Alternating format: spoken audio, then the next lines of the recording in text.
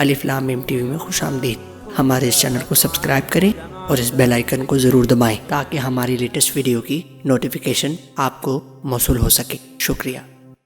سامنے موجود ہے کہ جب فرعون نے ایک خواب دیکھا تھا اور پھر معبرین کو بلا کر کے کہا کہ میں نے ایک خواب دیکھا ہے، اس کی مجھے تعبیر بتاؤ، بڑا پریشان کن خواب ہے، تو انہوں نے کہا کہ تیری راجدانی میں ایک بچہ پیدا ہونے والا ہے جو تیرے تخت و تاج کو الٹ کے رکھ دے گا۔ تکبر اور رعونت سے بھرا ہوا فرعون بولا، میں وہ بچہ پیدا ہی نہیں ہونے دوں گا۔ 70,000 بچے قتل کروا دیے، 90,000 حمل گروائے۔ جب نسل ختم ہونے لگی تو لوگوں نے کہا اس طرح تو نسل ہی ختم ہو جائے گی، تو کہا چلو 1 سال بچے چھوڑ دو، 1 سال بچے قتل کیے جائیں۔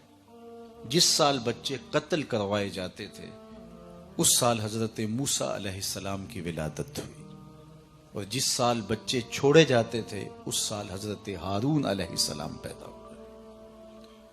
حضرت موسیٰ علیہ السلام کی جب ولادت ہوئی تو ام موسیٰ سلام اللہ علیہا سخت پریشان ہو گئی کہ میری گود سے فرعون کے سپاہی بچہ چھین کے لے جائیں گے اور پھر اسے قتل کر دیں گے۔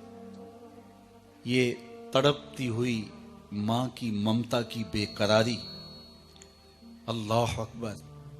آج ہم روہنگیا مسلمانوں کی حالت دیکھتے ہیں تو ذرا اندازہ ہوتا ہے کہ ماں کو اولاد سے کتنا پیار ہوتا ہے، اور پھر اس آسمان کے نیچے اس زمین پر یہ وہ مظلوم طبقہ ہے کہ 21ویں صدی میں دنیا بس رہی ہے، لیکن ماؤں کے پیٹ چاک کر کے، حاملہ ماؤں کے پیٹ چیر کر کے بچے نکال کے ان کے سامنے کاٹے جاتے ہیں۔ تو ام موسیٰ سخت پریشان ہوئی تو اللہ نے حضرت موسیٰ سلام اللہ علیہ کی والدہ کی جانب وحی کی، گھبرانے کی ضرورت نہیں ہے، اس بچے کو ایک صندوق میں ڈالو اور دریائے نیل کی موجوں کے سپرد کر دو، پھر میری قدرت کے تماشے دیکھو۔ ام موسیٰ ایک صندوق تیار کرتی ہیں جس کے بالائی حصے میں سوراخ رکھے گئے تاکہ روشنی اور ہوا کی گزرگاہ رہے۔ بیٹے کو وہاں بٹھایا اور دریائے نیل کی موجوں کے سپرد کیا۔ اللہ کے وعدے پہ مطمئن ہو کر حضرت موسیٰ سلام اللہ علیہ کی والدہ ماجدہ واپس گھر پلٹ آئیں، لیکن ہمشیرہ سے رہا نہ گیا۔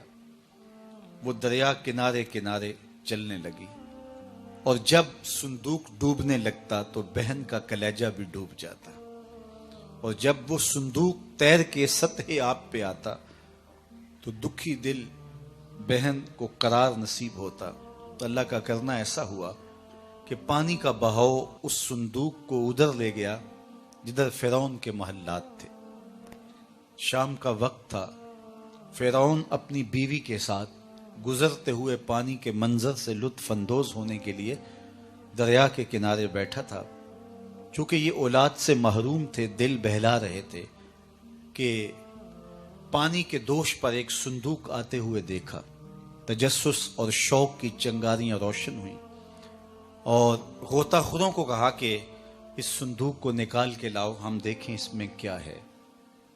جب صندوق کو کھولا گیا تو کیا دیکھا کہ ایک خوبصورت بچہ مسکرا رہا ہے۔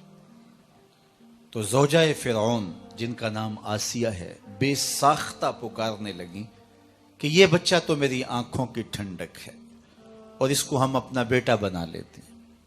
علماء نے لکھا کہ نبی کے ساتھ کیا گیا پیار رائے گاں نہیں جاتا۔ اللہ نے اس خاتون کو بعد میں ایمان نصیب کر دیا، اور اگر فرعون بھی کہہ دیتا کہ ہاں میری آنکھوں کی بھی ٹھنڈک ہے، رب یہ نہ دیکھتا اس نے دعویٰ کیا، یہ دیکھتا میرے نبی سے پیار کیا، اللہ اسے بھی ہدایت دے دیتا۔ خیر اس کا مقصود نہیں تھا، لیکن یہ طے پا گیا کہ اسے اپنا بیٹا بنا لیتا۔ سب سے پہلی فکر دودھ کی تھی، شاہی دائیاں بلوائی گئیں، لیکن حضرت موسیٰ علیہ السلام کسی خاتون کا دودھ نہیں پیتے، سخت پریشانی بن گئی۔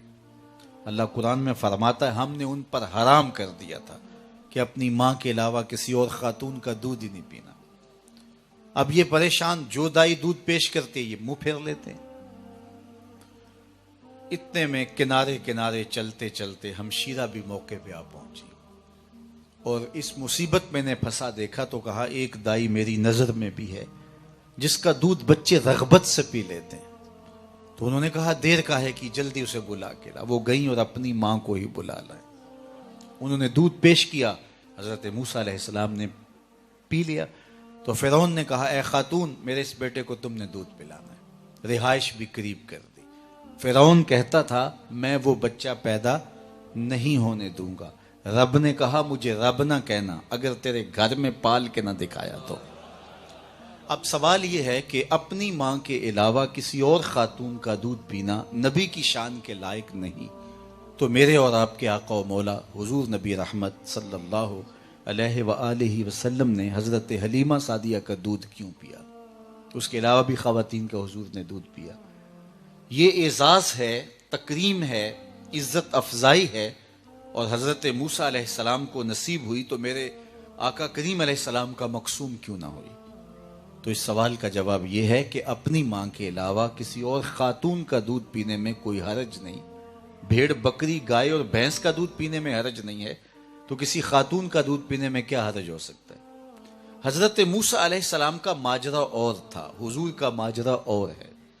یہاں اگر حلیمہ سعدیہ کا دودھ حضور نے پیا ہے تو حضور کے دادا محترم نے ان کو پورا صلہ دیا ہے، اور وہاں فرعون کا دربار تھا۔ اور دوسری بات یہ کہ کل فرعون کے دربار میں کھڑے ہو کے حضرت موسیٰ علیہ السلام نے اللہ کی توحید کا جب اعلان کرنا تھا تو فرعون نے زیر لب مسکرا کے کہنا تھا کہ میرے گھر پلتا رہا، آج مجھے عقل سکھانے آ گیا۔ اور اس نے کہا تھا نا الم نربک فینا ولیدا، میرے گھر میں پلے ہو اور آج مجھے عقل سکھانے آئے ہو۔ تو اس نے یہ تانا دینا تھا، اللہ نے اس کا جواب پہلے سکھا دیا کہ جب وہ یہ تانا دے اللہ کا نبی منہ توڑ سکے، میاں پلا تیرے گھر میں ہوں، دودھ اپنی ماں کا ہی پیتا رہا ہوں۔ تو جب اپنے گھر سے کھا کے تبلیغ کی جائے تو اس کا نتیجہ کچھ اور ہوتا ہے۔ اللہ اللہ اللہ لا الہ الا اللہ اللہ اللہ لا الہ الا آمینہ بی بی کے گلشن میں آئی ہے تازہ بہار، آمینہ بی بی کے گلشن میں آئی ہے تازہ بہار، پڑھتے ہیں صلی اللہ وسلم، پڑھتے ہیں صلی اللہ وسلم، آج درو دیوار مدنی، اللہ اللہ اللہ لا الہ الا